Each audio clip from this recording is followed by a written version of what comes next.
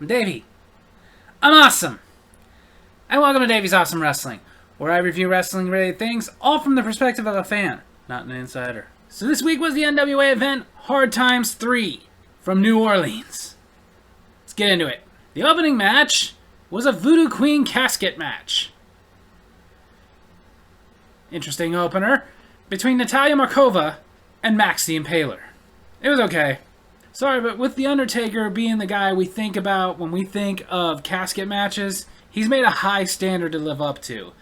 So you kind of have to really bring it. And they brought it, but didn't really bring it. It was okay for a casket match. Max dominated as expected.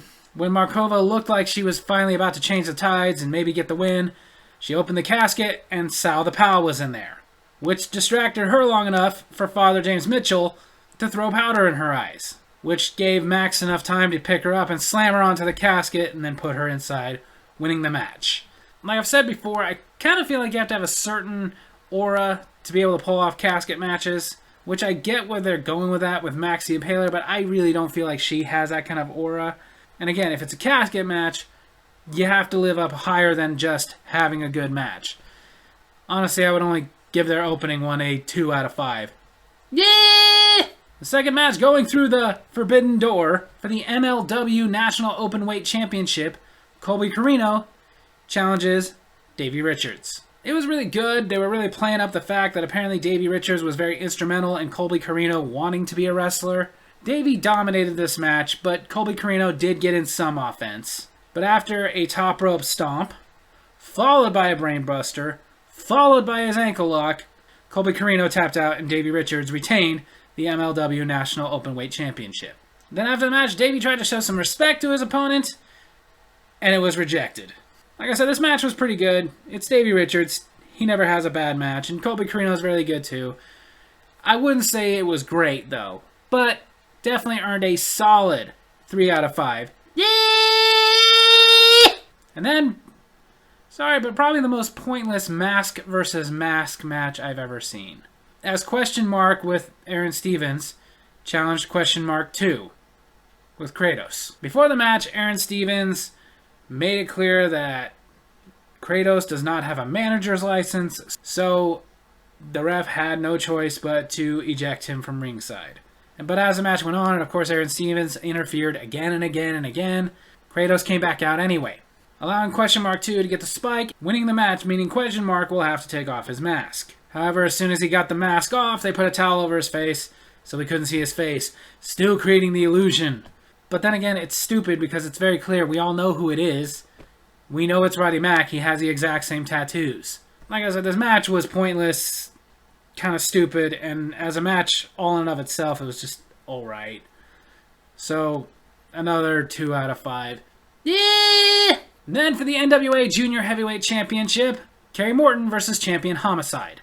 As we know in their last big event, NWA 74, Kerry Morton on night 1 got a shot at the title, and Homicide, through dirty tactics, beat him, and then the next night, his father, Ricky Morton, got a shot at the title, and pretty much the same thing happened. This was an exciting back-and-forth fight, and of course, Homicide, being the dastardly Homicide he is, for no reason at one point started beating up Kerry Morton's father, Ricky. But then after a Koji cutter that Kerry Morton was able to kick out of, Kerry Morton got a Koji cutter on Homicide, and got the pin, becoming the new NWA Junior Heavyweight Champion, using Homicide's own move. This match was really good, and it was finally one that was kicking into another gear. I'll give this one a good 4 out of 5. Yeah! Then we had an impromptu match. Odinson came out, basically making it clear that he wanted to fight somebody that night, and his challenge was met by Thrillbilly Silas, who came out with a referee. After some standard back and forth for a little bit, Thrillbilly Cyrus grabbed a hold of the spray that Odinson always has with him, that he's always spraying in his face. That purpose potion. I don't know, the stuff that makes his face all silver. But Thrillbilly grabbed it, sprayed it in his own face, and it gave him a boost of energy, enough to get Odinson in a spinning sidewalk slam and get the pin. This match was unexpected, but pretty good. I'll give it a good 3 out of 5. Yeah! Then for the NWA United States Tag Team Championships, the Spectaculars challenged the Fixers. The Fixers, who of course became the US Tag Team Champions at NWA 74. And have made a dumb move in my opinion, as on an episode of NWA Power, Billy Corgan came out and showed off the new NWA United States Tag Team Championships. What most of us believe is what he wanted originally them to look like, but they weren't ready in time, so we got these. The Fixers rejected the other ones. They wanted to keep these ones. Why would anybody want to do that? Whatever. As far as the match itself goes, it was okay. It had a couple of funny moments, but really there was nothing special about this match. It was basically just a standard tag team match. The Fixers retained. Another 2 out of 5. Yeah! Then from the NWA National Championship, Dak Draper versus Scion. Again, this was another match that there just really wasn't much to it. I mean, Draper hurt his arm early in the match, and of course Scion capitalized on that. And eventually Scion capitalized enough to get himself the win and retain his national championship. But again, there was just nothing special about this at all, and there wasn't much to it. So another 2 out of 5. And then for the NWA Women's Tag Team Championships, Missa Kate and Maddie versus Pretty Empowered. Again, for most of the part, this was a pretty standard tag team match, and given the fact that we just had that 2 matches in a row before, I was getting bored. But what picked it up a little bit was, towards the end of the match, Missa Kate accidentally struck Maddie. Maddie wouldn't accept that it was an accident, took it personally, and bailed on her tag team partner, leaving Missa Kate to be stuck in there with both of the tag team champions double-teamed until they got the win and retained their tag team championships. So, for the standard match, plus the little bit of drama added to it, I will say it squeaked out a 3 out of 5. Yeah! Then a grudge match, stemming back from NWA 74, EC3 versus Tom Latimer. It wasn't the match that made this one interesting. The little bit of a match they had was just okay. It was the story being told through EC3 and the whole control your narrative thing he's been doing. In the middle of the match, he left the ring to grab a microphone and basically just starred in on Tom Latimer. Talk about all the problems he's had through his drinking problems that he's overcome. It's all been well documented, I don't need to go in there anymore. But when that didn't work, as Tom was brushing that off, EC3 started going into Tom's wife, Camille. But this caused Tom Latimer to lose his control, and not only beat the crap out of EC3, and even hit the referee in it, and get himself disqualified. Meaning EC3 wins by disqualification, and the whole thing with him and Tom Latimer is clearly not over. So for the story that was told in this, I'll give this one a 3 out of 5. And then finally a match on the card that got into high gear. For the NWA Tag Team Championships, Hawk Sari versus La Rebellion. A sort of rematch to NWA 74 when these two teams battled it out for the vacated championship. This match was awesome. Fast-paced, hard-hitting drama. These teams went back and forth, keeping us on the edge of our seats. And I will say one cool spot I have to mention was when Hawk Sari did a double 450 splash. But after not one, but 2 mists sprayed into the eyes of Hawk Sari, La Rebellion was able to get the pin and retain the NWA Tag Team Championships. I would have liked it better if it would have went to Hawk Sari. I thought it would have been really cool, but I don't care because this match was awesome. 4 out of 5. Yeah! And then for the NWA World Women's Championship, Kylan King versus Chelsea Green versus Camille. Kylan King and Camille had a great match at NWA 74. Now let's throw Chelsea Green in there. This match was really good, full of drama. Especially when Kylan King was able to get Camille to tap. But Chelsea Green was distracting the referee, so he didn't see it. And then after Green took out Kylan King, Camille was able to get the spear on Green, get the pin, and retain her championship that she's had a stranglehold on for quite a while now. Like I said, this was another fast-paced, really hard-hitting match. I'll give this one another 4 out of 5. Yeah!